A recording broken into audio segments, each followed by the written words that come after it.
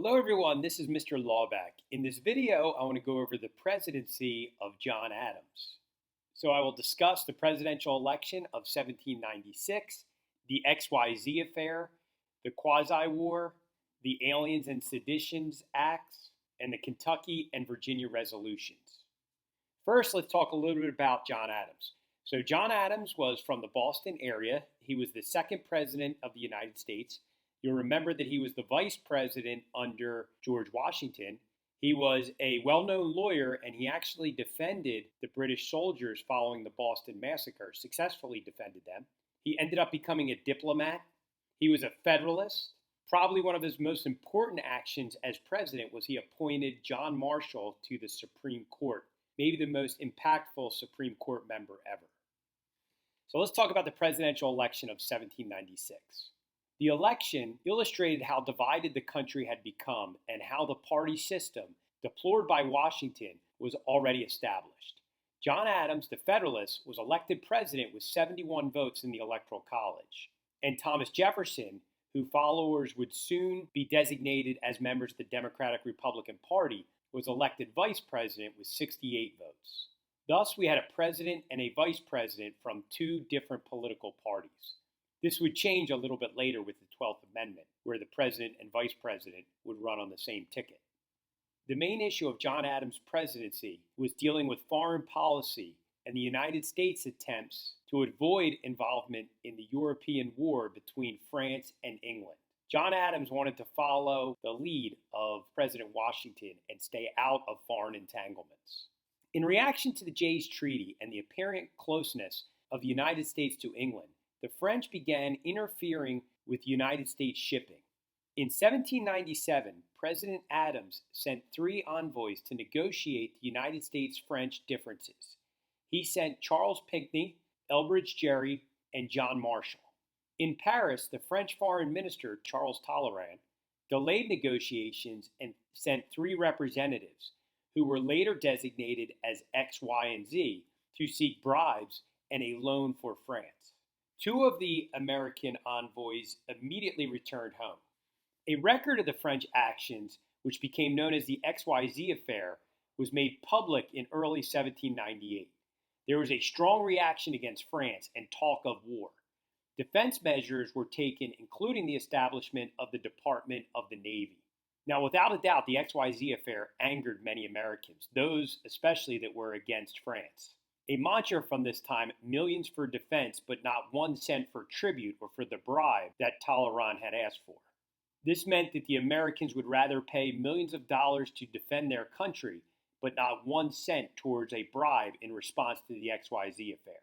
Now, as a result of the XYZ Affair, the Quasi War began with France. Now, this was not an all-out war, it was more of a small version of a war. The Quasi War is significant as it was the first seaborne conflict for the newly established U.S. Navy.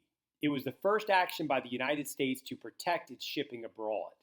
So there weren't a whole lot of battles, and they were all at sea between the French and the United States in the Quasi War. Now, the results of the Quasi War.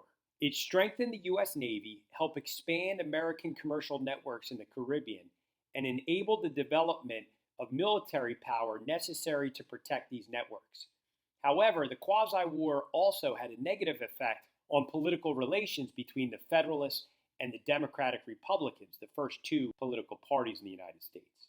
After several weeks of negotiation, the American envoys and Napoleon signed the Treaty of Mortefontaine, which released the United States from its Revolutionary War alliance with France and brought to an end the Quasi-War.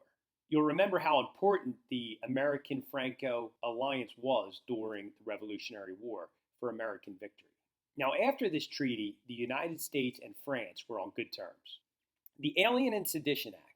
The threat of war with France had led to a fear of foreigners.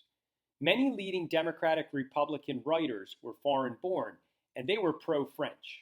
Of course, Thomas Jefferson was very pro-French. The Federalists, feeling threatened by the Democratic Republican writers and fearing France, in 1798 passed 4 laws known collectively as the Aliens and Sedition Acts. These acts increased from 5 to 14 years the period of residency required to become a citizen and allowed the president to send from the country aliens considered dangerous, to arrest aliens in case of war, and to punish anyone forming groups to oppose national laws or publishing writings that brought a negative light on the government or Congress. The latter provisions would stifle opposition to the government, and the Democratic Republicans attacked the laws as unconstitutional and an infringement on the Bill of Rights. As a result, Kentucky and Virginia led the attack on the Alien and Sedition Acts. Both state legislatures adopted resolutions in late 1798 calling the act unconstitutional. Thomas Jefferson wrote the Kentucky resolutions and James Madison the Virginia resolutions. Both the Kentucky and Virginia resolutions argued that the Constitution was a contract between the states, and when laws passed by the federal government were unconstitutional, it was the duty of the states to stop the evil and nullify the law. This argument is known as the theory of nullification. The theory of nullification was resorted to on several other occasions before the Civil War to object to federal government actions that some groups felt infringed upon the rights of the states. The theory of nullification formed an important part of the concept of states' rights. States' rights are still invoked by many American leaders to this day. The basis of the nullification argument is the idea that the states created the Union, and as the 10th Amendment states, powers, quote, not delegated to the United States are reserved to the states respectively or to the people. The theory of nullification and the concept of strict construction of the Constitution form the cornerstone of the states' rights arguments. They are both firmly stated by Thomas Jefferson, who believed in the rights of the individuals and the states over the rights of the powerful central government. So a big takeaway, because of all the heat that John Adams took in his first term, he ended up losing re-election to his vice president, Thomas Jefferson, so he was a one-term president. Throughout their life, Jefferson and John Adams became close friends, and in an ironic twist of fate, on July 4th in 1826, both men passed away on the same day.